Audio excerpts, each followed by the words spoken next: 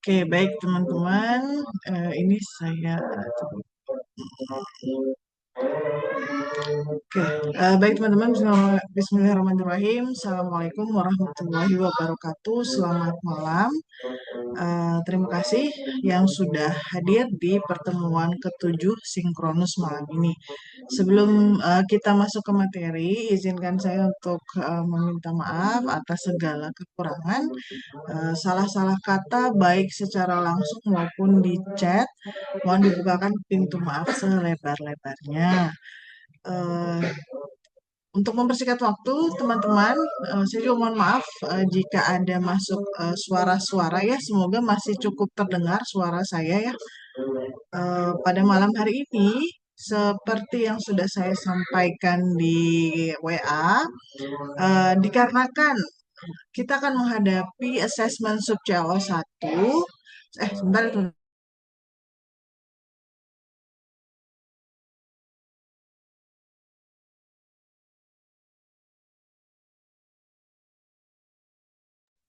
Oke, sesuai dengan yang disampaikan di WA, proses asesmen itu ditunda di pekan depan, di pekan 8, karena di pekan 7 ini saya ingin bertemu teman-teman, kali aja ada yang masih bingung terkait materi-materi di Subja O1.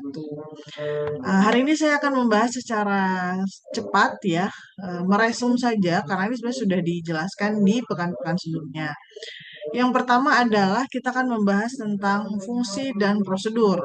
Saya akan bahas teknis langsung perbedaan antara fungsi dan prosedur. Saya asumsikan teman-teman sudah sempat menonton video lengkap, sudah sempat mencoba mengerjakan baik yang algoritma maupun yang codingan Golang, sehingga nanti teman-teman bisa langsung bertanya hal-hal yang spesifik ya terkait materi fungsi, prosedur, dan rekursif hari ini. Nah, yang pertama saya akan membahas tentang fungsi, teman-teman, tapi saya akan langsung to the point. Ketika kita diminta untuk membuat fungsi, bagaimana sih cara penulisan fungsi yang benar secara pseudocode, bagaimana cara memanggil fungsi yang benar secara pseudocode, dan hal-hal yang berhubungan dengan fungsi. Saya akan langsung bandingkan juga dengan prosedur, biar teman-teman bisa membedakan secara langsung apa sih bedanya fungsi dan prosedur.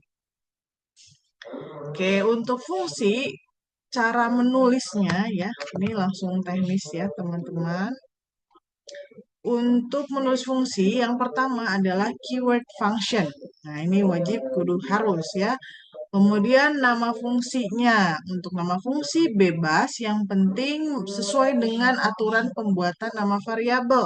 Tidak ada spasi, kemudian tidak diawali dengan angka, dan tidak duplikat. Jadi nama fungsi nggak boleh double, dan nama fungsi tidak boleh sama dengan nama variabel yang ada. Setelah nama fungsi, kita akan men-state parameter atau variabel-variabel yang akan menjadi parameter untuk si fungsi agar fungsi ini bisa bekerja dalam kurung buka kurung tutup. Di dalam parameter ini akan berisi variabel-variabel yang dibutuhkan oleh si fungsi agar bisa mengerjakan tugasnya. Formatting penulisannya adalah nama variabel, kemudian titik dua, dan tipe datanya. Jika lebih dari satu variabel, dipisahkan dengan koma. Kemudian setelah itu ada panah. Ini ciri dari fungsi ya. Di prosedur tidak ada. Kemudian setelah panah, maka tuliskan tipe data atau return type-nya. Jadi fungsi ini akan menghasilkan nilai berjenis tipe data apa. Contohnya, saya ingin membuat fungsi yang menghitung luas segitiga. Maka yang saya tuliskan adalah keyword function, kemudian nama fungsinya, misalkan hitung luas segitiga. Dalam kurung, saya akan melis data apa sih yang dibutuhkan si fungsi agar bisa menghitung luas segitiga. Karena kita mengetahui luas segitiga adalah alas kali tinggi bagi 2, maka saya tahu fungsi ini bisa bekerja jika mempunyai value alas dan tinggi. Alas dan tinggi bertipe integer atau real. Silahkan menyesuaikan dengan kebutuhan. Maka saya akan tuliskan di sini alas, misalkan A, lalu T misalkan tinggi, dan tipenya adalah real ataupun integer. Kemudian setelah itu saya akan tuliskan panah dan return type-nya apa. Dikarenakan luas segitiga itu rumusnya adalah setengah alas kali tinggi, maka kemungkinan besar bisa saja menghasilkan tipe data float atau real. Maka saya akan tuliskan di sini float atau real. Untuk di pseudoquote bebas ya, mau float, mau real, mau double, itu masih sama-sama maksudnya angka desimal. Itu untuk penulisan judul atau header dari sebuah fungsi. Nanti di assessment, teman-teman itu akan diminta. Tahap pertama adalah membuat fungsi dari awal, mulai dari judul sampai akhir. Begitupun dengan prosedur. Sampai di sini, rekan-rekan, ada yang mau ditanyakan tentang bagaimana membuat judul sebuah fungsi.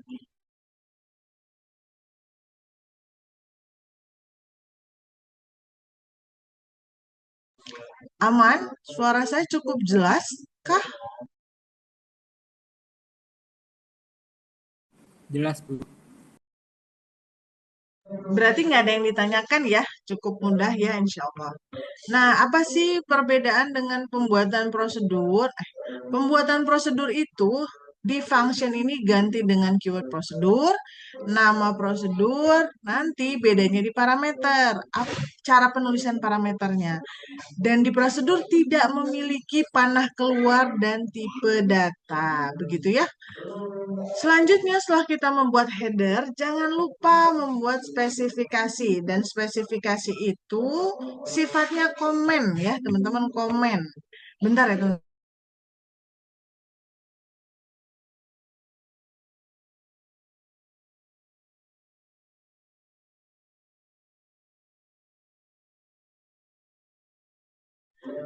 Oke, yang kedua yang harus teman-teman buat ketika membuat function maupun prosedur ya, itu adalah spesifikasi. Dan spesifikasi ini komen sehingga tidak ada salah, tidak ada benar. Salah jika tidak membuat spesifikasi. Fungsi dari spesifikasi adalah menjelaskan sebenarnya fungsi ini mau ngapain. Ya, biasanya contoh kalimatnya ya, misalkan saya membuat fungsi menghitung luas segitiga. Maka spesifikasinya misalkan akan dikembalikan atau akan dihitung luas segitiga atau luas dari sebuah segitiga dari data alas dan tinggi. Itu contohnya ya. Jadi tidak ada spesifik formatting untuk fungsi. Kalau di prosedur ada. Nanti kita akan pelajari. Setelah menuliskan spesifikasi, kita akan melis kamus data atau variabel-variabel apa saja yang dibutuhkan oleh si fungsi ini untuk bisa bekerja di luar variabel-variabel yang sudah dideklarasikan di parameter. Biasanya di kamus data itu adalah variabel-variabel yang sifatnya bantuan. Contohnya, si fungsi ini ternyata butuh looping. Biasanya looping kita menggunakan increment, yaitu i. Nah, i itu adalah variabel yang sifatnya diciptakan oleh si fungsi. Nggak perlu ditaruh di parameter. Maka kita tuliskan i titik 2 integer di dalam sini. Kemudian setelah membuat kamus, oh ya, kamus di fungsi sifatnya lokal. Artinya variabel-variabel yang ada di kamus data di sebuah fungsi maupun prosedur sifatnya lokal, hanya dikenali oleh fungsi atau prosedur itu sendiri. Sehingga diperbolehkan membuat variabel dengan nama yang sama tapi di beda fungsi atau di beda prosedur itu boleh, ya tidak error. Namun semua variabel yang ada di fungsi itu hanya bisa diolah, dikenali oleh si fungsi itu sendiri, ya. Tidak bisa lintas. Setelah melis kamus data, kita akan menuliskan algoritma, dan di dalam algoritma ini adalah semua jenis instruksi struktur kontrol yang sudah dipelajari sejak Alpro 1. Mulai dari percabangan dan looping. Tapi di fungsi tidak boleh. Tidak bolehnya pakai tanda kutip ya teman-teman. Tidak boleh secara theoretically. Kenapa? Karena di dunia nyata, di bahasa pemrograman kan tergantung yang membuat bahasa pemrograman. Tapi kalau secara teoritis, seharusnya di function itu tidak ada proses input data atau meminta data kepada user. Juga tidak ada proses mengoutputkan data ke layar. Kenapa? Karena function itu sifatnya modul yang spesifik memproses saja. Karena data-data yang dia butuhkan untuk bekerja sudah tersedia di dalam parameter di header judulnya. Jadi nggak perlu lagi minta inputan dari user. Kemudian kenapa tidak perlu mengoutputkan ke layar? Karena keyword paling penting dalam function itu adalah keyword atau sintak return. Dia akan melempar atau mengembalikan value. Dan return ini adalah proses di mana fungsi memberikan hasil kerjanya kepada main program ataupun kepada fungsi ataupun kepada prosedur lain yang memanggil dirinya. Sehingga tidak perlu lagi melakukan proses print ke layar. Maka yang ngeprint ke layar siapa? Siapapun yang memanggil si fungsi bisa memprint hasilnya setelah pemanggilan fungsi. Jadi tidak ada sintak print di dalam body algoritma dari si fungsi. Dan ini berkebalikan dengan prosedur. Di prosedur teman-teman bisa melakukan apapun. Input bisa, output bisa, apalagi percabangan looping dan teman-temannya. Gitu. Cuma di prosedur tidak ada keyword return ya karena memang tidak mengembalikan nilai kalau prosedur. Itu ya teman-teman perbedaannya. Saya ulangi kembali ketika membuat function maka wajib ada return. Return ini adalah sintak yang akan membuat si function ini berhenti karena sudah menghasilkan nilai. Dalam sebuah fungsi minimal terdiri dari satu buah sintak return yang dieksekusi. Artinya dalam algoritma function boleh terdapat lebih dari satu sintak return, tapi yang dieksekusi hanya satu dan ketika return itu dieksekusi, maka seluruh sintak sisanya, misalkan di bawah return sini ada sintak, itu tidak akan dieksekusi. Ya, contohnya algoritma menentukan bilangan ini ganjil atau genap. Fungsi cek ganjil or genap misalkan. Maka kita akan menggunakan percabangan if bilangan mod 2 sama dengan 1 then return true misalkan atau then return string ganjil else return string genap. Terdapat dua buah return tapi pasti yang dieksekusi hanya satu. Kalau nggak yang di if, mungkin yang di else. Itu teman-teman, titik tekan dari function adalah syntax return. Yang kedua, tidak boleh ada proses input karena semua kebutuhan function sudah tersedia di parameter. Yang kedua, tidak perlu print atau output ke layar karena function sifatnya mengembalikan nilai. Nah, satu lagi limitation dari function, dia hanya bisa mereturn satu buah nilai saja. Sehingga jika teman-teman ingin membuat sebuah modul, harus memilih apakah menggunakan fungsi, apakah menggunakan prosedur, teman-teman bisa mengidentifikasi dari berapa value yang akan dihasilkan. Jika value yang dihasilkan lebih dari satu, maka gunakan prosedur. Karena prosedur dapat memberikan output ya, dalam tanda kutip, hasil kerja lebih dari satu. Bahkan tidak menghasilkan apapun bisa. Namun kalau di function itu wajib mereturn bukan minimal. Hanya tepat satu buah nilai saja.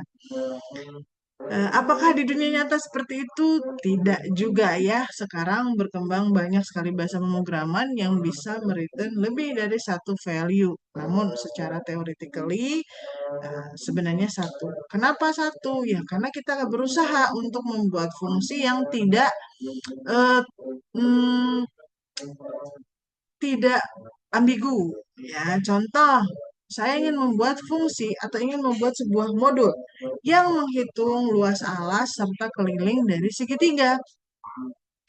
Suatu saat saya ingin menggunakan atau membuat proses menghitung luas segitiga. Sayangnya saya membuat fungsinya sudah gabungan. Ada menghitung luas, ada menghitung keliling. Akhirnya terpaksa saya panggil walaupun result yang saya pakai cuma satu.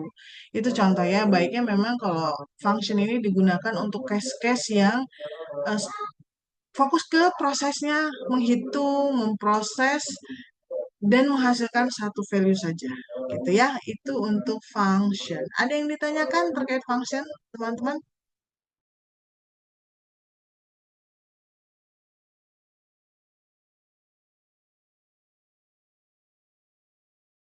Aman?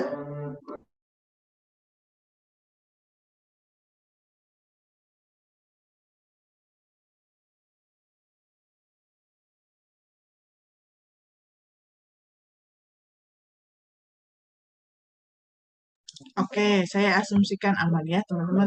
Kalau ada yang mau bertanya, boleh langsung bertanya. Nah, ini untuk penulisan function. Sedangkan untuk penulisan prosedur, itu, pertama, keyword prosedur. Kemudian nama prosedurnya, lalu parameternya. Di sini tidak ada panah dan tidak ada tipe yang di return. Untuk parameter, nanti kita akan bahas. Kalau di function, parameternya langsung berupa variabel dan tipe data. Untuk di prosedur, dikarenakan dia tidak mereturn nilai, maka ketika dia akan men-share hasil kerjanya dapat ditaruh di dalam parameter. Artinya ada dua jenis variabel di parameter ini. Pertama, variabel yang keywordnya input atau in. Yang kedua adalah parameter atau variabel yang tipenya in-out atau input/output atau in/out. Apa bedanya? Variabel yang memiliki keyword input itu artinya variabel yang menggunakan prinsip pass by value. Semua parameter yang ada di fungsi, ya ini di fungsi, itu semuanya pass by value. Makanya nggak dikasih keyword. Apa yang dimaksud dengan pass by value? Pass by value adalah variabel-variabel yang ketika dia dipanggil ya, dia akan langsung mengcopy nilai. Ya, nanti saya akan jelaskan dengan contoh. Yang kedua, ada yang keywordnya in-out. In-out itu artinya apa? Artinya variabel tersebut eh, dia akan merefer alamatnya. Sehingga ketika variabel itu berubah nilainya, maka main program ataupun fungsi prosedur yang memanggil dia juga akan mendapatkan update value tersebut. Seperti itu ya. Nah, jadi kalau input saja, maka value di variabel tersebut jika berubah ya, jika berubah ketika di dalam prosedur, maka tidak akan berefek ya, tidak akan berefek perubahan tersebut di main program atau di function prosedur yang memanggil dia. Perubahan itu hanya terlokalisir di dalam si prosedur. Tapi kalau dia pakai keyword in out, maka jika di dalam prosedur variabel tersebut diubah value-nya, maka perubahan itu pun dirasakan oleh main program, function atau prosedur yang memanggil dirinya. Gitu ya, teman-teman. Nah, biasanya variabel-variabel yang menampung hasil kerja si prosedur itu keywordnya in out. Kenapa in out ya? Karena hasil kerja itu kan pasti mengupdate, mengubah, mengisi, menampilkan, memproses sebuah nilai dan nilai itu jadi berubah ya. Misalkan menghitung luas alas segitiga, menghitung luas segitiga. Berarti kita punya variabel luas yang akan mendapatkan keyword in out. Kenapa luas itu in out? Karena luas ini sebelum prosedur dijalankan tidak ada nilainya karena belum dikerjakan. Setelah dihitung, maka variabel luas akan berisi value hasil perhitungan luas sehingga harus dikasih keyword in out. Jika variabel luas diberikan keyword hanya in saja, artinya apapun yang terjadi di dalam prosedur itu kan pasti mengisi variabel luas dengan rumus luas segitiga.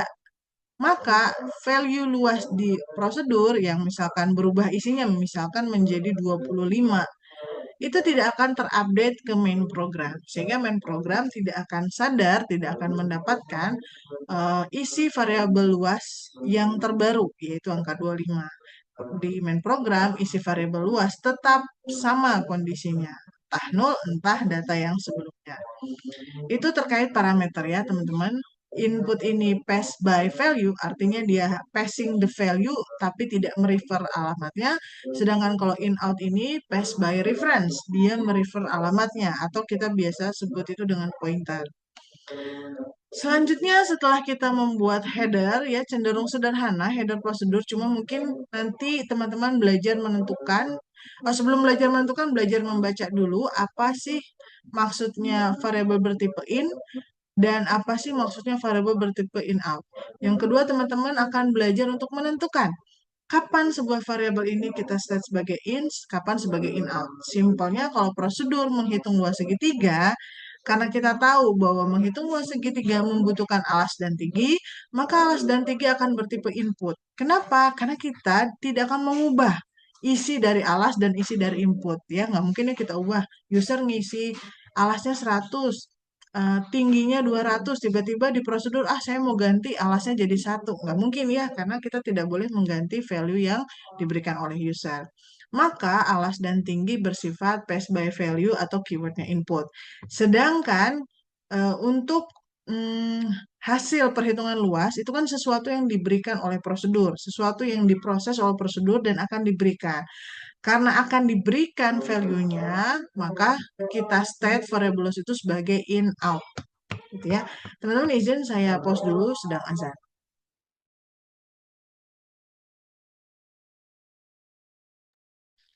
Oke, teman-teman. Dilanjut ya. Tadi sampai judul prosedur. Selanjutnya, kita akan sama kayak function membuat spesifikasi prosedur. Spesifikasi itu komen, tapi untuk prosedur ada format khusus ya, formatnya yang di bawah. Jadi untuk prosedur, dikarenakan di dalam parameternya itu terdapat dua jenis variabel, yang satu input, yang satu in out. Kemudian variabel in outnya bisa lebih dari satu. Contohnya tadi ya sebuah prosedur yang dapat menghitung luas dan keliling segitiga. Dikarenakan banyak kemungkinan jenis variabel, maka akan sangat baik jika proses pendefinisian spesifikasi menggunakan format initial state, final state. Jadi setiap kali membuat spesifikasi dari prosedur, kita tulis initial state-nya apa. Initial state itu adalah pernyataan yang menjelaskan keadaan awal. Kalau zaman sekolah dulu mungkin diketahuinya tuh apa sih gitu. Sebelum si prosedur itu dijalankan. Contohnya, prosedur menghitung luas segitiga dan keliling segitiga. Maka kondisi awalnya harus ada alas dan tinggi. Plus sisi, ada 3 buah sisi. Karena menghitung keliling kan butuh data tiga sisi ya. Walaupun sebenarnya bisa katanya dihitung keliling sebuah segitiga hanya dari alas dan tinggi, saya kurang paham lah ya.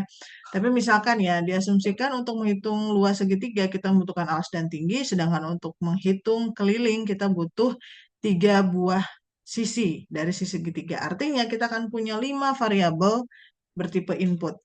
Nah, maka kita state di initial state-nya terdefinisi data segitiga berupa alas, tinggi, sisi 1, sisi 2, dan sisi 3.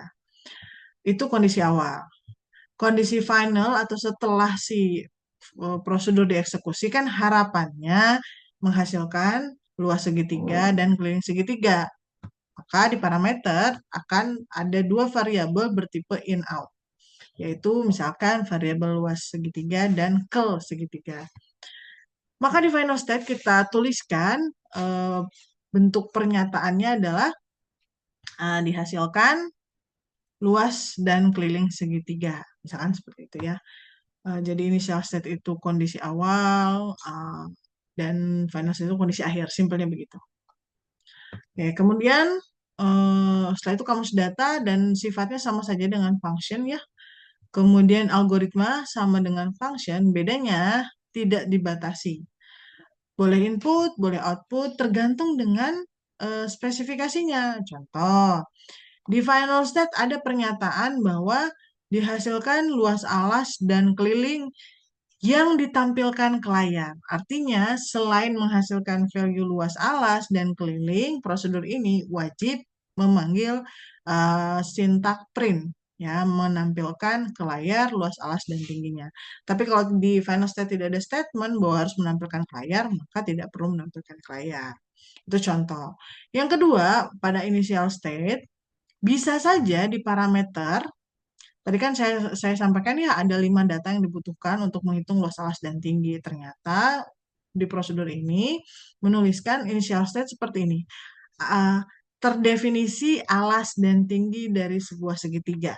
Sudah, that's all. Kemudian titik, sisi 1, 2, dan 3 dari segitiga telah siap di piranti masukan atau akan diinputkan user. Artinya di parameter hanya tersedia 2 value, yaitu alas dan tinggi. Sisi 1, sisi 2, sisi 3 sudah tersedia di piranti masukan. Artinya apa? Diinputkan oleh user melalui keyboard atau piranti inputan apapun. Artinya di dalam algoritma wajib kita panggil sintak input untuk meminta data berupa sisi 1, sisi 2, dan sisi 3 dari user. Begitu ya teman-teman, di prosedur boleh input, output sesuai kebutuhan. Dan di prosedur tidak ada return ya, di sini tidak ada return. Jadi kalau teman-teman menuliskan return berarti itu ketukar dengan fungsi. Oh ya, di prosedur itu boleh banget tidak ada parameter ya, kosongan boleh, tapi itu tidak disarankan karena membuat bingung dan teman-teman akan kerepotan ke depannya ketika ingin mengolah si variabel di dalam prosedur karena dia tidak sharing ya, tidak sharing. Dia biasanya langsung outputkan ke layar saja. Karena tidak dikasih di parameter dengan keyword in out ya, berarti kan variabel-variabel yang di dalam algoritma hanya bisa diakses oleh prosedur itu sendiri.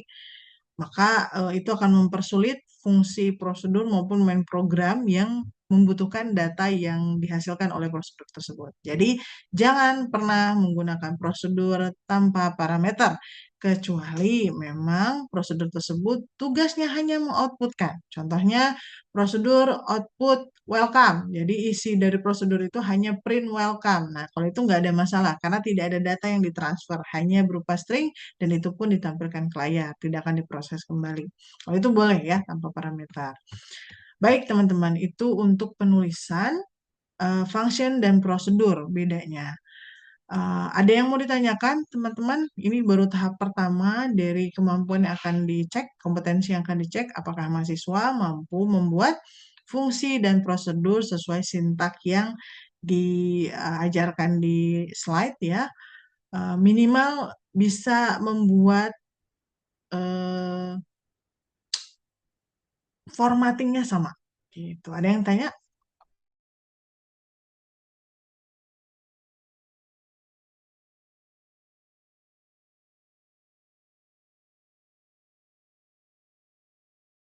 Ini nggak ada yang tanya nih, yakin? Bu, maaf saya mau tanya. Boleh. Jadi waktu di praktikum Alpro itu di prosedur boleh ada input sama output di algoritmanya cuman eh, apa ya namanya ada kayak cuman nama parameternya doang itu nggak apa-apa Bu. Kalau di Ini Mbak siapa? pseudocode Saya catat ya. Saya Imelda. Imelda. Oke. Oke, dapat dapat poin ya. Mbak Imelda, mohon diulangi kembali pertanyaannya. Kalau di Golang itu di prosedur boleh ada input sama output. Jadi di algoritmanya itu cuman ada parameternya doang. Kalau di pseudocode itu boleh nggak Bu? Di Golang ada prosedur yang tidak ada parameternya atau ada? Ada parameternya, tapi boleh ada input sama output. Boleh, boleh, boleh. Boleh. Boleh. Di Sidokot boleh.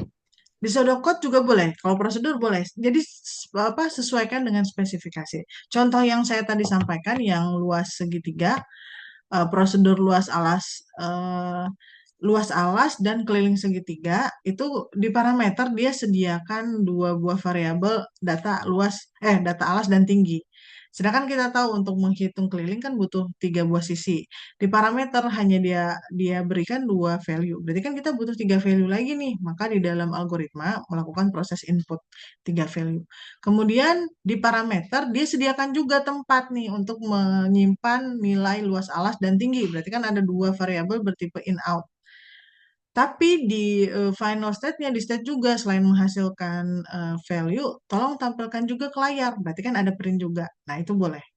Yang nggak boleh begini, di parameter sudah ada alas, sudah ada tinggi, sudah ada sisi 1, sisi 2, sisi 3, bertipe real misalkan, tiba-tiba di dalam algoritma kita minta inputan lagi. User inputkan alas tinggi sisi satu, sisi dua, sisi tiga. Nah, itu nggak boleh. Kenapa nggak boleh? Ya, logik aja. Ketika prosedur itu dipanggil, kan prosedur itu dipanggil sambil diberikan value ya. Jadi nanti value-nya ditaruh di variabel A, variabel T, variabel S1, S2, S3. Artinya ketika prosedur itu dipanggil, A, T, S1, S2, S3 itu udah ada nilainya. Tiba-tiba di dalam algoritma kita timpa. Karena kita minta lagi ke user. Berarti kan itu mengubah data. Ya, padahal tidak ada arahan untuk mengubah alas dan tinggi sisi satu, sisi dua, sisi tiga. Jadi logiknya kalau memang sudah ada di parameter alas, tinggi, sisi satu, sisi dua, sisi tiga, jangan diubah kecuali memang ada instruksi seperti itu. Begitu, Mbak Imelda, apakah dipahami? Paham, Bu. Terima kasih. Ya, sama-sama. Oke, itu teman-teman untuk prosedur eh, penulisan ya, baru penulisan membuat. Nah, apa kendala yang mungkin teman-teman hadapi ketika assessment? Mungkin teman-teman bisa sudah tahu bedanya fungsi dan prosedur, sudah paham bagaimana menuliskan judul function, sudah paham data apa yang dibutuhkan agar function itu bekerja sehingga tahu menuliskan parameter.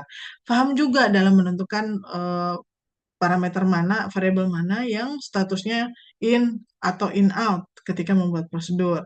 Paham juga bahwa di function itu harus ada return, nggak boleh ada input, nggak boleh ada output. Di prosedur paham, bisa input, bisa output, tapi tidak ada return.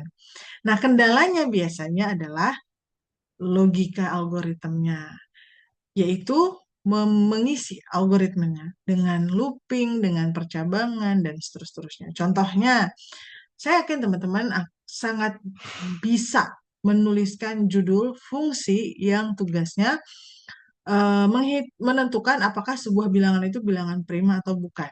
Ya, pasti kebayang, oh berarti nama fungsinya adalah function check prima dalam kurung dikarenakan soalnya menyatakan mengecek sebuah bilangan ini prima atau bukan, berarti fungsi ini hanya butuh satu buah bilangan tersebut untuk diperiksa. Berarti di parameter ada satu variabel. Kemudian return value-nya apa nih? Karena di soal diminta kalau dia prima maka return true, kalau dia bukan prima return false, teman-teman bisa bikin panah tipenya boolean.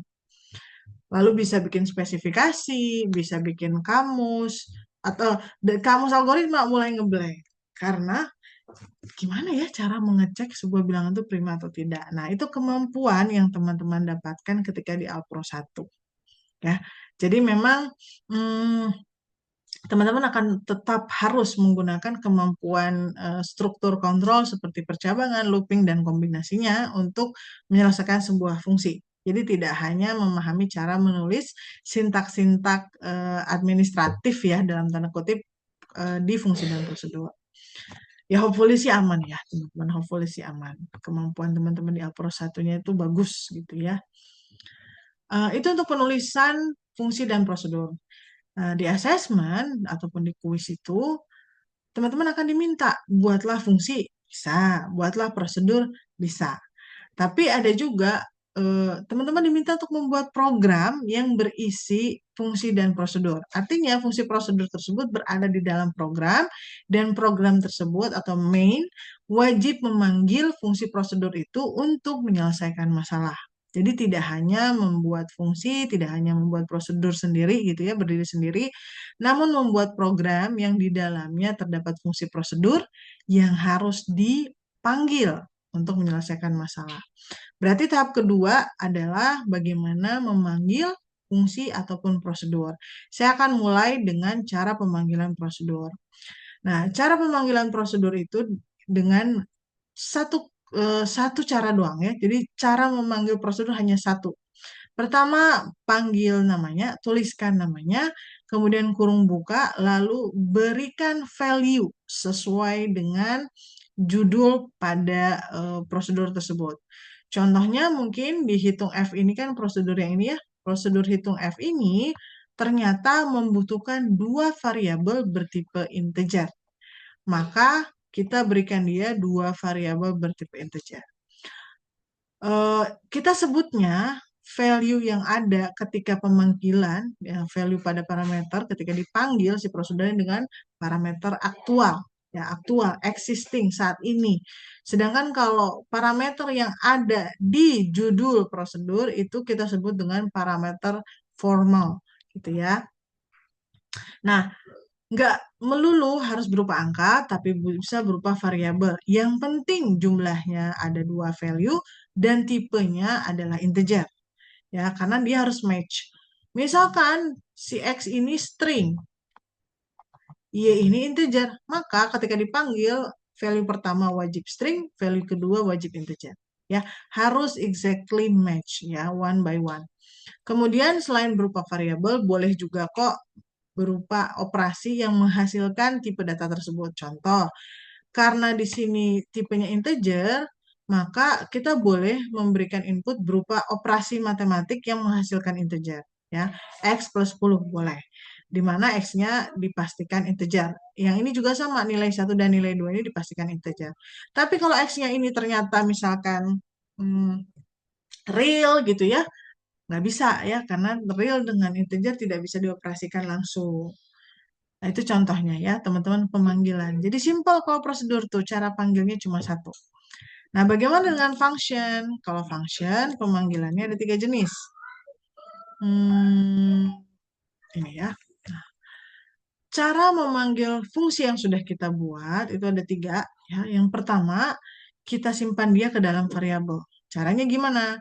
Pertama, kita state dulu nama variabelnya apa. Misalkan nama variabelnya nilai. Kemudian panah atau sign. Kemudian nama fungsinya apa. Dan parameter atau argumennya apa. Parameter aktualnya apa. Contohnya seperti ini, nama fungsinya F. Dan parameter aktual yang diberikan adalah 5 dan 1. Nah, dengan cara yang pertama, teman-teman wajib memastikan bahwa si nilai ini tipe datanya sama dengan tipe data yang ada di header. Karena function ini mereturn integer, maka variabel yang akan menampung hasilnya wajib bertipe integer. Kalau tidak nanti error. Itu yang pertama, yaitu dengan mengassign ke suatu variabel. Yang kedua, kita boleh juga tidak mengassign hasil dari fungsi ke variabel, tapi langsung kita outputkan ke layar. Contohnya, output, kurung buka, nama fungsinya, dan apa argumennya, lalu kurung tutup. Kalau menggunakan uh,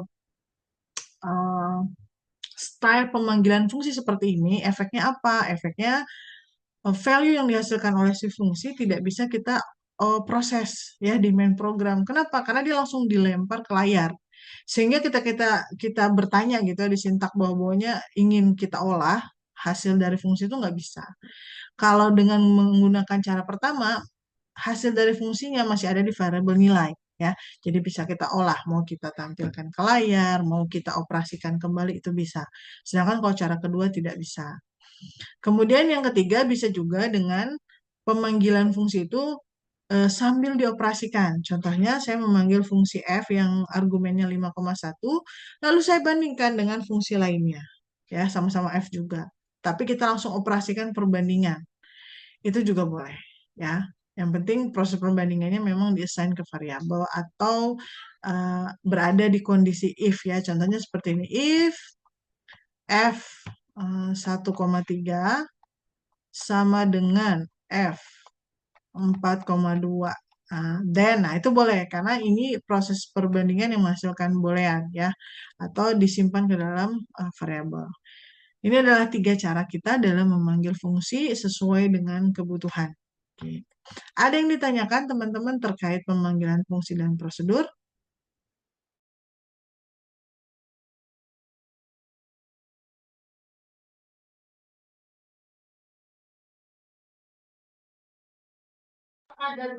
Saya ingin tanya Bu, permisi. Boleh? Eh, saya kan waktu itu pernah panggil prosedur ya Bu, tapi nggak ada returnnya Bu, tipe returnnya. Hmm. Kan bisa Itu ya kalau di prosedur. prosedur? Oh, kalau Iya, di golang itu, nah ini nggak enaknya teman-teman. Di golang itu, baik fungsi maupun prosedur, keyword awalnya func, func, bener ya? Nah, betul Bu. bedanya apa sih? Nah, ini bedanya ya.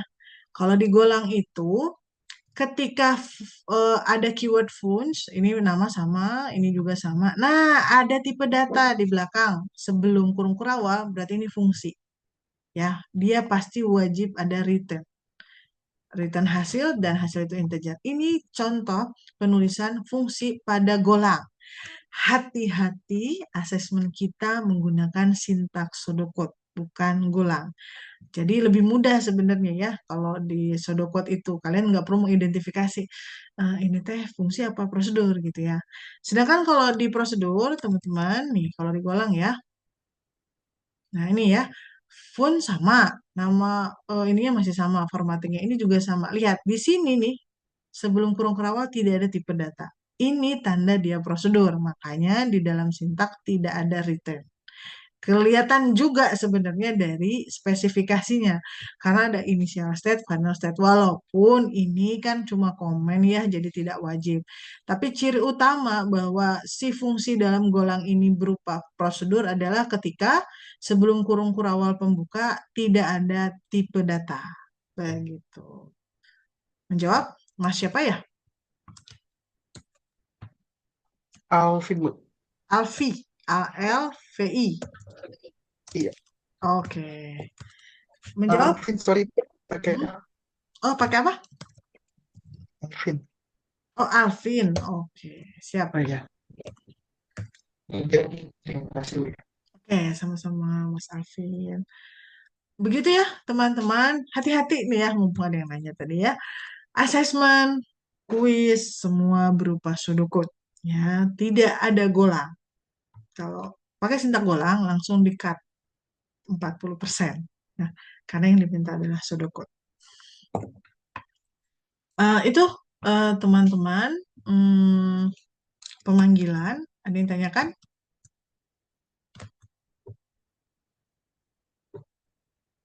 Aman? Oke, kalau aman, sebelum saya masuk ke rekursif, sekalian ya, saya berikan tips agar tidak terulang kesalahan yang sama. Ketika menjawab soal kuis dan asesmen, itu kan pakai pseudocode. Usahakan, apalagi nanti kan pakai SCB ya, semoga ini SCB-nya nggak error lagi.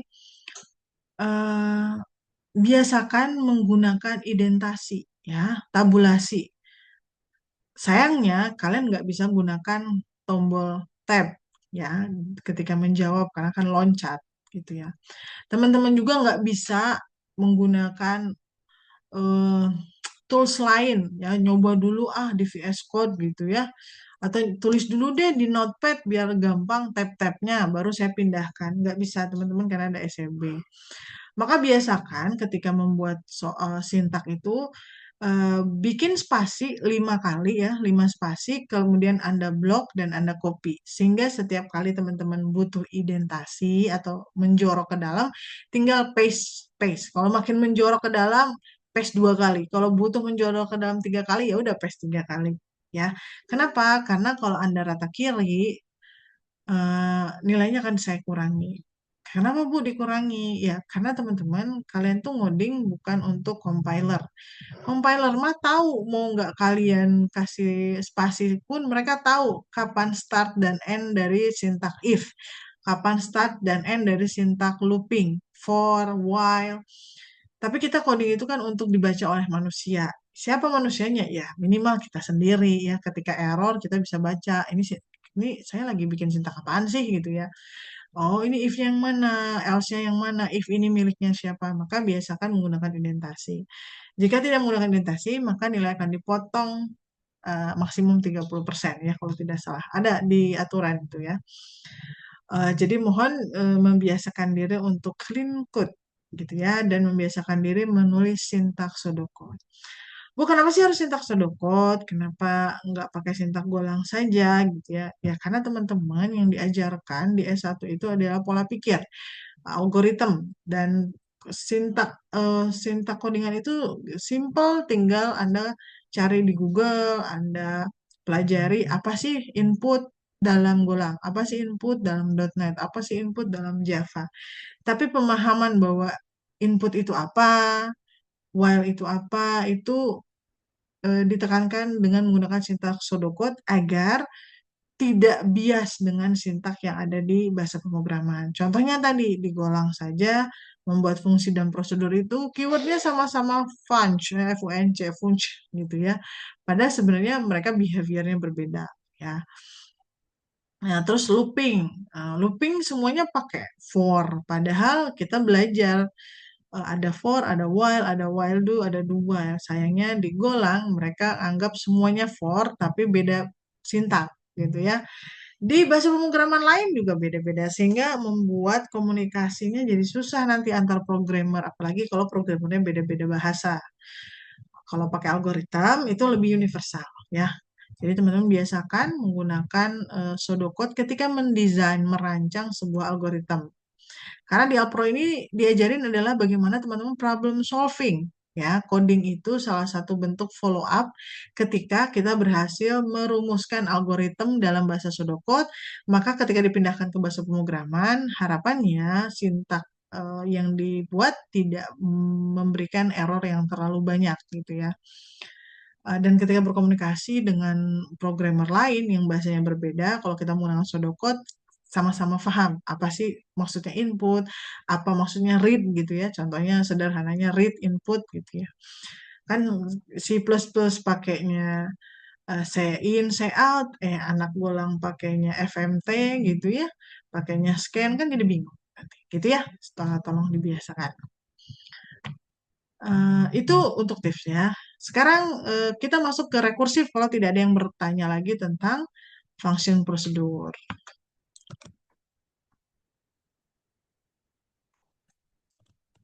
Rekursif. Nah, ini adalah materi ketiga pada Subcelo 1. Rekursif itu apa? Ini semoga udah ada yang nonton video rekursif ya. Kalaupun belum, semoga dengan menonton apa hari ini ya, hadir hari ini dapat mendapatkan ilmu lah ya, walaupun tidak lengkap. Karena yang lengkap ada di video ya, teman-teman. Nah, rekursif itu apa? Rekursif itu kondisi di mana si fungsi atau prosedur memanggil dirinya sendiri. Simpelnya seperti itu. Itu sebuah teknik di mana kompleksitas ya. Kalau kompleksitas itu apa? Kompleksitas itu alat ukur sebuah algoritma itu mana yang cepat, mana yang enggak. Bahasa waktunya itu cepat atau tidak. Kalau bahasa theoretically-nya atau secara perhitungan algoritma itu kita sebutnya kompleks atau tidak kompleks. Lebih kompleks mana nih dari dua algoritma gitu ya contohnya. Nah, rekursif ini dapat menghasilkan solusi yang bisa dilakukan oleh looping tanpa menggunakan sintak loop, tanpa menggunakan sintak for, tanpa menggunakan sintak while, tapi dia bisa menghasilkan pola yang sama seperti looping. Nah, ini contoh sebuah sintak rekursif, tapi sintak rekursifnya kurang tepat ya. Silakan teman-teman coba kalau kalau bisa mengidentifikasi bagus deh. Contoh, ini ada prosedur cetak. Prosedur cetak ini punya parameter ini yaitu X bertipe integer. Di dalam prosedur cetak ini terdapat dua baris sintak. Sintak pertama adalah output X. Maka jika prosedur ini saya panggil ya dan saya berikan parameternya angka 5, berarti X ini adalah 5, maka yang terjadi output X adalah di layar ada angka 5. Kemudian di sintak keempat, baris keempat, kita akan mengeksekusi pemanggilan dirinya sendiri. Namun parameternya berubah menjadi X plus 1. X-nya 5 ditambah 1 menjadi 6. Maka dia akan balik lagi ke dirinya sendiri dengan nilai X yang berubah yaitu 6. Kemudian masuk lagi ke dalam output X. X-nya 6 berarti di sini 6. Dan memanggil dirinya sendiri lagi dengan X bernilai 7. Pertanyaan saya, apa yang salah dengan sintak rekursif ini? Ada yang bisa jawab? Saya kasih bonus 20.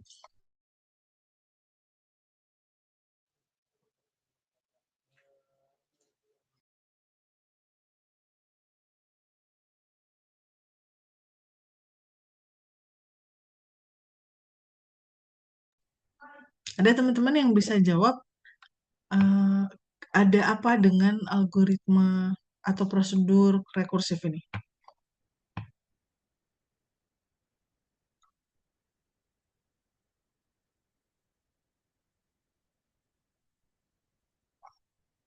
Ada? Tidak ada?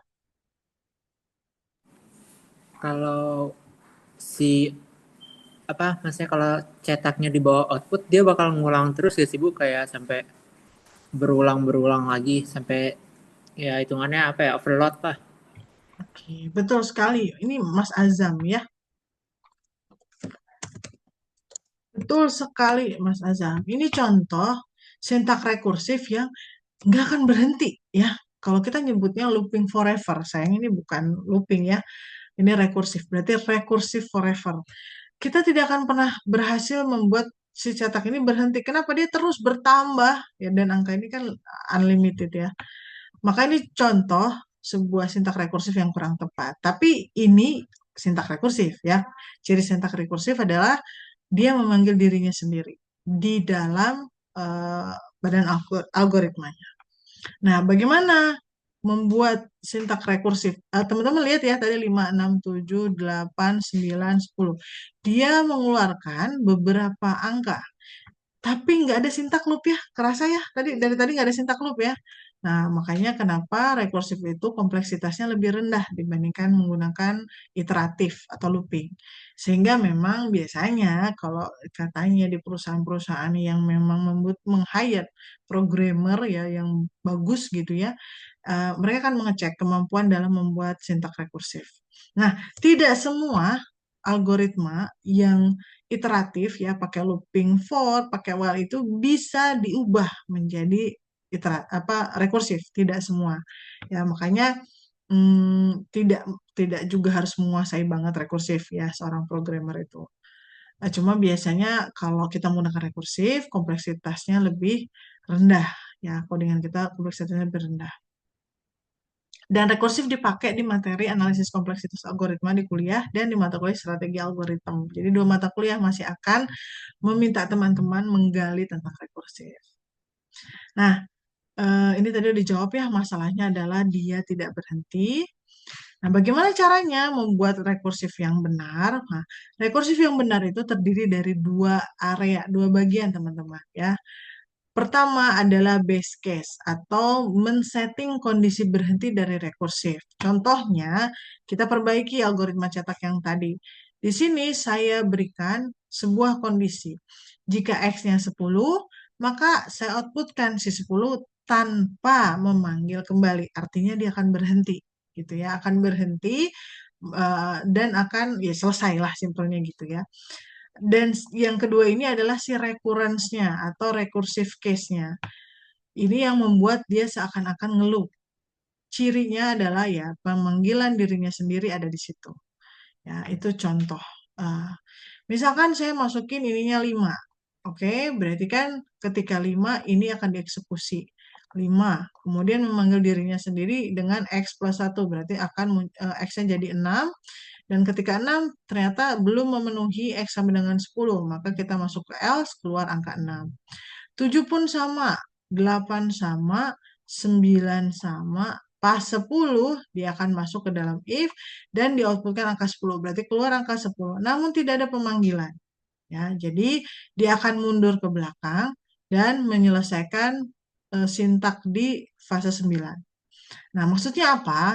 Saya akan coba contohkan teman-teman dengan sintak yang seperti ini. Saya punya prosedur cetak, base-nya adalah yang ini, recursive case-nya ada yang ini. Teman-teman perhatikan ya, di baris ke-6 itu sintaknya output X, di baris ke-7 lah proses pemanggilan dirinya sendiri, tapi setelah memanggil dirinya sendiri, masih ada sintak output X. Nah, bayangkan kalau di sini 5, pemanggilan parameter aktual si cetak itu adalah 5, maka kita coba jalankan X-nya 5, karena 5 ini masih false ya, tidak masuk ke sini, dia akan masuk ke else. Berarti di layar ada angka 5. Kemudian ternyata selanjutnya dia memanggil dirinya sendiri. Seperti ini. Nah, ketika memanggil dirinya sendiri, ingat teman-teman, baris 8 belum tereksekusi. Ya, jadi itu PR, disimpan dulu. Jadi kita lanjut memanggil diri sendiri di mana X-nya jadi 6, kemudian dia masuk ke else, keluar angka 6. Ingat, yang 5 tadi, ketika X-nya 5, masih ada PR ya di baris ke-8. Output X, yaitu output 5, belum dieksekusi. Pas 6, di baris ke-7 ketemu lagi. Ternyata dia memanggil dirinya sendiri lagi. Seperti ini dengan value X-nya sekarang jadi 7. Jadi ketika X-nya 6, sintak ke-8 pun tidak tereksekusi. Berarti ada PR 2 sintak output X.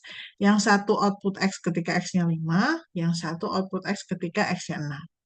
Begitu seterusnya, 7, ada PR lagi, 8, ada PR lagi, 9, ada PR lagi. Pas 10, masuk ke if. Tampilkan angka 10, sudah tampil. Dan setelah output X ternyata tidak ada sintak apa-apa. Berarti dia ke NIF. Ternyata setelah NIF pun tidak ada sintak apa-apa. Berarti ketika X10, prosedur sudah tereksekusi dengan lengkap. Karena sudah tereksekusi dengan lengkap, maka kita balik ke belakang. Pas 9, sintak apa yang belum dieksekusi? Ternyata sintaknya output X. Berarti akan muncul angka 9 setelah angka 10. Habis output X ternyata NIF dan N prosedur. Berarti ketika X-nya 9, seluruh sintak prosedur sudah tereksekusi. Maka kita mundur ke ketika X-nya 8. Ketika X-nya 8, yang belum tereksekusi juga sama output X. Ya, berarti X-nya adalah 8. Kebayang ya, jadi di sini akan ada 7, PR yang 7, 6, PR yang 6, dan 5, PR yang 5, dan selesai.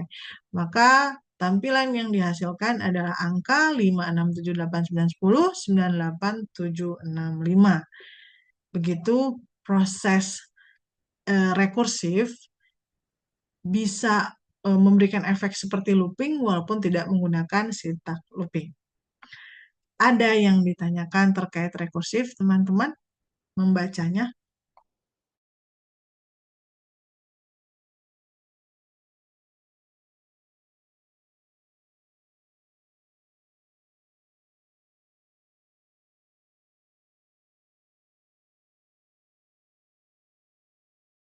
Tidak ada? Oke, kalau tidak ada, saya mau tanya. Kalau saya tukar sintak 6 dengan 7 posisinya, apa output di layar? Ada yang bisa jawab, saya kasih bonus 30.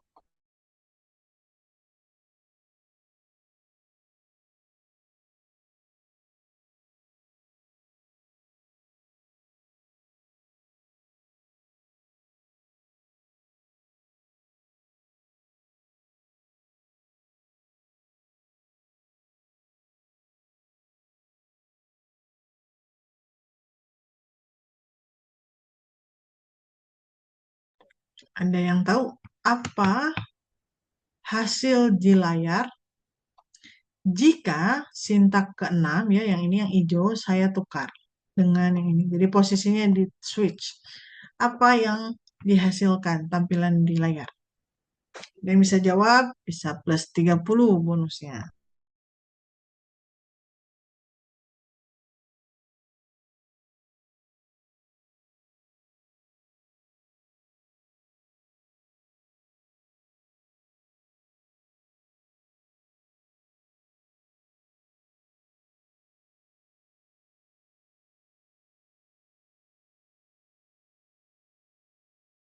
Izin jawab, Bu.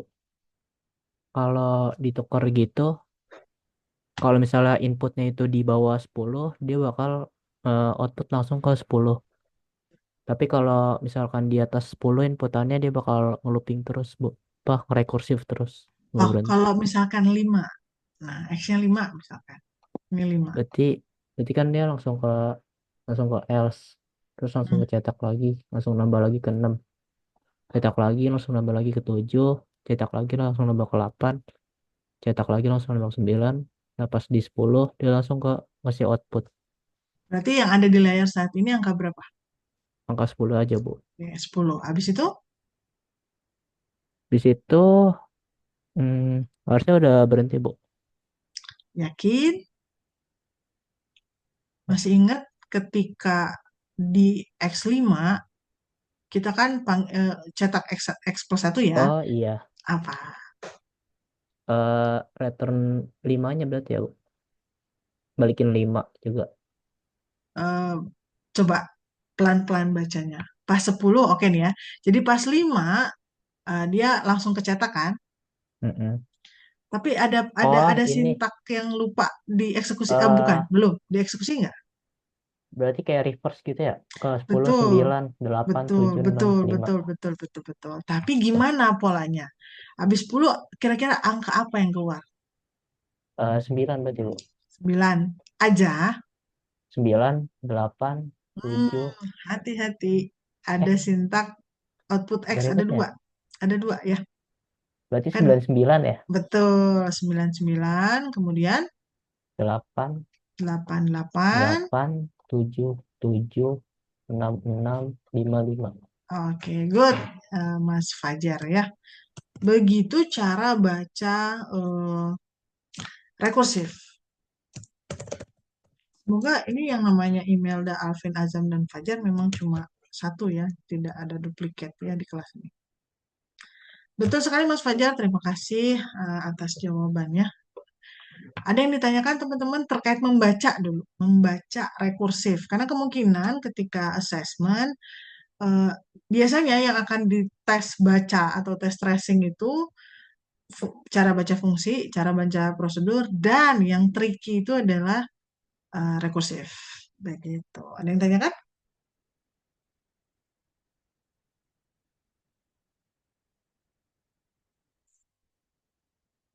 Oke, kalau tidak ada, maka tahap selanjutnya di materi rekursif yang penting adalah membuat algoritma rekursif.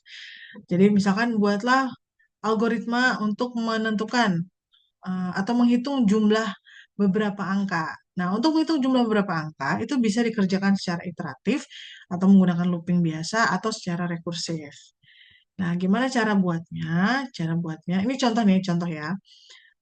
Saya punya algoritma untuk menghitung penjumlahan beberapa angka menggunakan iterasi ya, versi iterasi itu saya pakai while, kemudian sum biasanya dengan sum plus i dan seterusnya. Ya, ini pakai looping biasa, cirinya ada while di sana. Nah, tapi saya bisa bikin dia menjadi rekursif. Ada versi A ya. Ini contoh rekursif yang jenisnya fungsi. Yang tadi jenisnya prosedur. Ini bisa pakai yang cara A. Cara A ini berarti dia berhenti atau base-nya itu berhenti ketika I-nya sama dengan N, berarti I-nya start dari 1. Kalau ini kebalik, dia berhenti ketika N-nya 1. Artinya dia mundur ngitungnya ya. Tapi dua-duanya rekursif. Nah, ini kompetensi yang akan diminta juga ketika assessment.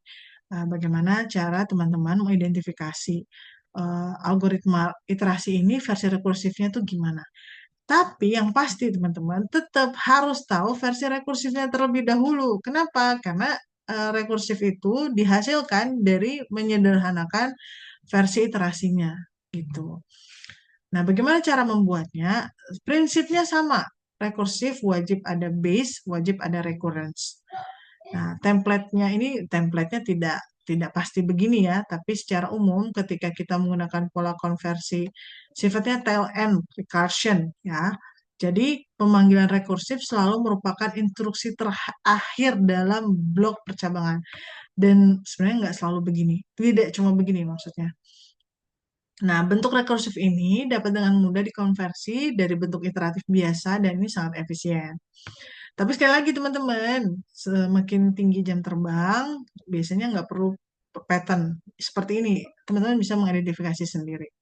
Nah, simpelnya ketika kita sudah tahu jawaban dalam bentuk iteratif, di mana prosesnya biasanya ada inisialisasi, ada while, di sini ada kondisi while-nya ya, kondisi loop-nya, kemudian di sini ada prosesnya. Setelah itu kan biasanya ada update variabel ya, entah i++ atau apa. Intinya update variabel yang membuat si kondisi ini nanti bisa jadi menjadi true atau bisa jadi menjadi false. Ini yang iteratif kan normalnya begini ya secara umum. Itu bisa diubah menjadi bentuk tail end recursion. Caranya seperti apa? Pola rekursif yang pertama, dia memiliki yang namanya prosedur recurse master atau uh, sebuah prosedur yang akan memanggil si rekursif tadi. Sehingga proses inisialisasi parameter ketika memanggil rekursif disetting di dalam recurse master ini. Jadi pertama variabelnya ditaruh di recurse master. Kemudian pemanggilan si rekursifnya, gitu ya, si nama dari rekursifnya. Nah, prosedur rekursifnya sendiri tuh yang ini. Ya, jadi judulnya itu akan dipanggil di baris pada recurse master. Nah, di dalam prosedurnya sama seperti tadi ya, di sini ada base dan di else ada proses recurrence-nya. Di base-nya biasanya lawan atau negasinya ya, if not apa gitu ya. Kalau ini kan selama i-nya kurang dari 5, berarti di sini selama i-nya lebih dari 5 misalkan, atau tidak kurang dari 5. Nah, kondisinya ditaruh di sini ya, kondisi yang di sini yang di while tapi dikasih not ya, negasinya. Kemudian kita tuliskan prosesnya di sini. Bedanya di recurrence-nya prosesnya sama nih ya, ada prosesnya. Jangan lupa melakukan update variabel ya, kayak tadi x jadi x plus 1. Kemudian kita panggil si recurse-nya dengan variabel yang terbaru ya. Ini cara membuat rekursif dengan konsep tail end recursion. Secara umum begini ya teman-teman. Dan kompetensi ini yang akan dicek nanti di assessment. Di assessment, teman-teman harus perhatikan soal ini minta rekursif atau tidak. Ya, kalau di soal ini tidak di step buat dalam bentuk rekursif, jangan bikin dalam bentuk rekursif. Kenapa? Belum tentu bisa dalam bentuk rekursif jawabannya. Makanya hati-hati. Selama tidak di state harus buat rekursif, jangan buat rekursif. Kecuali kalian ngerasa, oh ini bisa banget loh dibikin rekursif lebih cepat. Ya silahkan. Tapi jangan sampai karena ingin maksain rekursif, mikirnya lama banget. Padahal kalau menggunakan iteratif, teman-teman sudah mahir ya, 5 menit jadi. Tapi karena ingin maksain jadi rekursif, padahal tidak diminta, bisa jadi tidak diminta karena emang tidak bisa diubah menjadi rekursif, akhirnya teman-teman lama di situ. Ya, itu tips aja untuk rekursif. Nah, sama satu lagi teman-teman, ketika diminta untuk melakukan tracing rekursif ya, contohnya seperti ini. Nah, kayak gini, jika ternyata nilai X-nya itu membuat proses iterasinya, proses rekursifnya itu panjang sekali, nggak usah menjawab sepanjang itu. Misalkan ya, kalau ini kan terlihat polanya, patternnya sebenarnya teman-teman sadar ya, oh 10, habis itu 99. Dari situ teman-teman tahu kan 88, 77, karena udah tahu patternnya. Jangan manually terus diiterasi sendiri-sendiri, langsung aja jawab. Ya, karena biasanya yang akan diperiksa oleh dosen itu adalah bagaimana teman-teman mengidentifikasi di awal-awal dan endingnya. Biasanya yang dilihat itu saja. Ya untuk tapi jarang juga sih soal itu akan membuat si mahasiswa men-tracing sampai 1 juta gitu, sampai 100 enggak. Biasanya kecil ya angka iterasinya. Itu teman-teman materi review sub CL1 dari saya untuk persiapan baik quiz maupun assessment sub CL1. Dari saya tetap menekankan teman-teman, ujian sifatnya close ya. Walaupun sudah ada SEB, sudah ada proctoring, celah untuk berbuat curang itu besar ya, ada mudah bisa. Mohon sekali diniatkan perkuliahan ini memang dalam rangka mencari ilmu. Jadi biar berkah ya jangan curang, teman-teman. Banyak lah ya cara untuk bisa mencurangi sistem di PJJ ini. Saya yakin teman-teman di sini tidak ya dengan semangat mengerjakan tugasnya. Tadi juga ada yang bertanya, tandanya ingin bisa. Semoga dengan niat yang baik, ujiannya, latihan yang banyak. Apalagi saya sangat fleksibel ya, waktu yang saya berikan sangat panjang. Ujian pun saya setting agar bisa melewati 2 weekend, karena saya paham teman-teman sibuk. Mohon sesibuk-sibuknya teman-teman, usahakan latihan. Usahakan berusaha menjawab latihan-latihan yang ada di LMS. Kalau ada yang bingung, langsung kontak asisten dosen. supaya bisa dicek. Misalkan saya udah buat nih algoritma, Bu, tapi saya nggak tahu benar apa nggak nih. Simpelnya kalau pengen tahu algoritma kalian benar atau tidak secara logik ya tinggal diimplementasikan ke Golang. Tapi kalau pengen tahu benar nggak sih cara saya menulis pseudocode, nah itu teman-teman bisa diskusi dengan Asdos ya by PM. Mereka dibayar teman-teman ya. Jadi silakan dimanfaatkan dengan baik. Kalaupun ternyata teman-teman tidak bisa berikhtiar maksimal dengan kondisi keterbatasan teman-teman, ada yang bekerja atau mungkin ada keperluan urgent, sehingga waktu yang tersisa untuk belajar sangat sempit, itu tidak menjadi alasan untuk melakukan kecurangan. Ya, sekali lagi tidak berkah, ya tidak berkah nanti nilainya, ilmunya tidak berkah. Lebih baik mengulang, ya lebih baik mengulang atau mungkin mengikhtiarkan untuk lebih maksimal lagi di sub CLO kedua. Karena ini masih sub CLO 1 ya.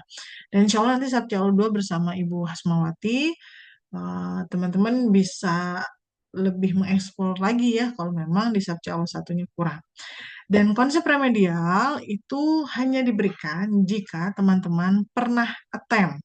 Ya, remedial itu kan mengulang apa yang sudah pernah dilakukan.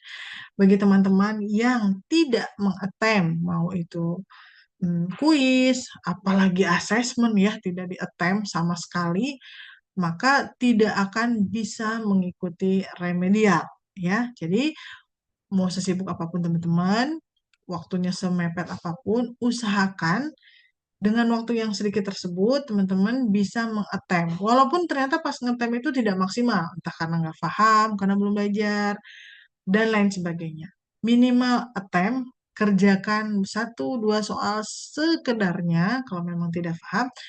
Semoga dengan sudah attempt, teman-teman nanti akan mendapatkan kesempatan remedial. Hopefully, karena remedial itu dilakukan misalkan ada jeda seminggu sampai 2 minggu setelah proses assessment sisab calonnya, teman-teman punya waktu tuh untuk belajar kembali ya agar pas remedial bisa lulus dengan nilai minimum 50. Kalau remedial itu nilainya nggak bisa 100 ya, maksimum 50.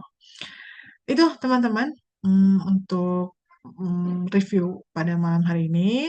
Jika tidak ada yang ditanyakan, saya akan tutup perkuliahannya. Semoga diberikan kemudahan untuk mengerjakan kuis. Nanti saya akan umumkan jika kuisnya sudah ready. Ingat ada tiga, tiga ujian kuis teori dalam bentuk pseudocode di LMS mata kuliah. Kemudian ada assessment praktikum, ada di LMS praktikum menggunakan bahasa Golang. Dan yang paling besar porsinya itu adalah asesmen teori atau simpelnya UTS gitu ya. Di minggu depan sintaknya Sudokut. Dikerjakan kalau kuis teori maupun asesmen teori menggunakan SEB dan Proctoring. Jadi tolong jangan mengerjakan H-1 di hari libur pula. Ya, itu bisa errornya banyak khawatirnya ya. Mungkin itu teman-teman dari saya. Terima kasih atas perhatiannya. Semoga bermanfaat. Mohon maaf apabila ada yang kurang. Saya tutup kegiatan perkuliahan kita malam ini. Assalamualaikum warahmatullahi wabarakatuh. Selamat malam. Waalaikumsalam. Waalaikumsalam warahmatullahi wabarakatuh. Selamat malam. Terima kasih, Bu. Waalaikumsalam. Sama-sama.